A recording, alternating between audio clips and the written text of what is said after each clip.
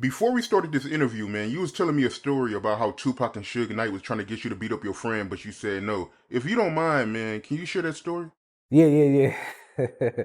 We was in New York, and sometime I get the timeline a little off, and then I read some of the comments, and they be like, "What does he talk about?" Pac was in New York before, so I don't think it was that same incident when we ran into Nas. It was another incident when Pac was at the Saturday Night Live. You know what I mean?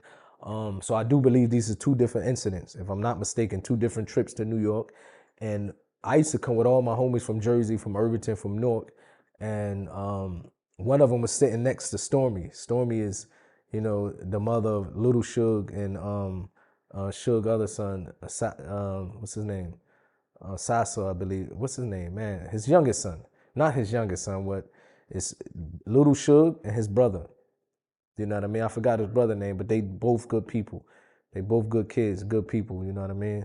Both of them became Muslim too, two of Suge kids. So that was a beautiful thing. So when they were sitting next to Stormy, Suge was down and smoke from the cigar was blowing up. And a dude from my neighborhood, um, Daryl, you know what I mean? Cyber, we call him. He was from the neighborhood. He wasn't really no street dude like that, but he had an uncle who was a killer. You know what I mean? He had some relatives that were street dudes. So he was running his mouth like, oh, this stinking cigar smell, and, talking a lot of stuff about Suge. And Stormy was young back then. Stormy, the homegirl now, she's like family. So she was young.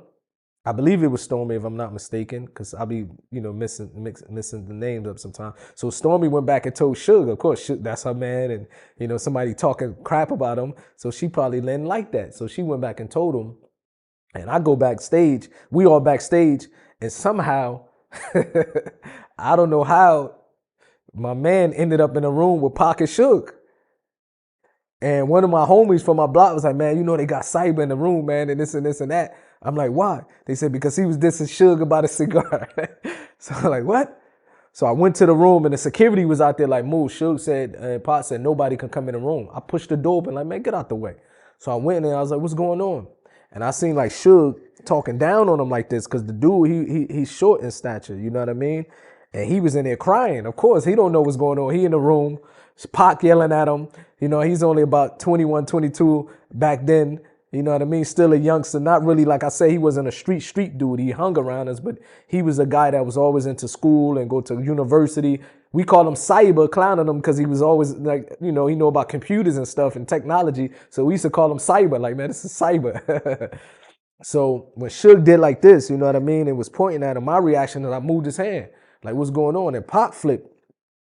Pac, and you see this sometimes because we had some other incidents where people was around us, got out of line, and we had to discipline them. I don't want to go into no names. It happened to some outlaws and thug life member before, you know what I mean? That we disciplined them. So Pac was like, Mo, what you doing? This and this and that. You should be the first one disciplining them. This, you know what I mean? You should be the one putting hands on them like that. I'm like, man, I'm not putting no. This is my day one homie from, you know what I mean? I grew up with him. Where I come from, we don't do it like that. You know what I mean? And eventually they let him out. His uncle was walking back and forth. His uncle was grimy. You know what I mean? If I go, it was some grimy stuff that happened later on, but his uncle was one of them dudes that he walking back and forth out the door, and he was really thinking about any minute I'm just gonna kick the door in and start shooting. But before that happened, they let him out the room. And he's a grimy individual. We used to call his uncle the Reaper because of the body counts he had. You know what I mean? And so we used to call him the Reaper. So he one of them grimy dudes that he was gonna eventually kick the door in because he don't know what's going on. You know what I mean? So they let him out. Pac was a little hot. Like, Moo, you should have done it, but you know what I mean? I still, these are dudes I knew my entire life. Some stuff you just don't do, you know what I mean?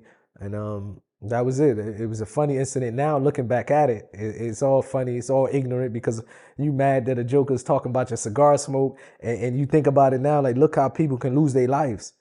You know what I mean? And you look back at it and say, if this dude would have kicked that door in and start shooting, it would have been some bodies in there. Over what? Because the dude complain about your cigar smoke, you know what I mean? So it was definitely ignorant.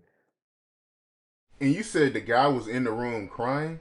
Yeah, he was crying because they had him stuck in a room, security outside, armed security out the door. Pac was in the room, Suge was in the room, and it might have been some of Suge homies like just in the cut. So he don't know what's going on. He looking at it like, damn, they got me in this room, and Suge back then 6'8", six. What was his height? 6'5" or something like that. Six Right, something. right, something like that.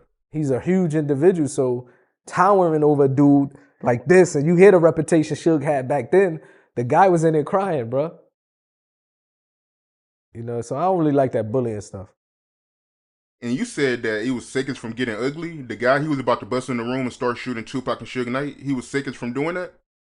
That's what he said. He was like, man, eventually I was going to kick that. And he said the reason I'm walking in, I'm trying to see how to get in the room without making a ruckus. But when he seen the two securities there, he thinking like, damn, how can I get in that room? These dudes got guns on me. When I walked out the room with his nephew, he was walking back and forth, like pacing, thinking like, and knowing this dude, we know him as the Reaper. You know what I mean? And where he definitely could have went somewhere, you know what I mean, that it would have been bad for everybody.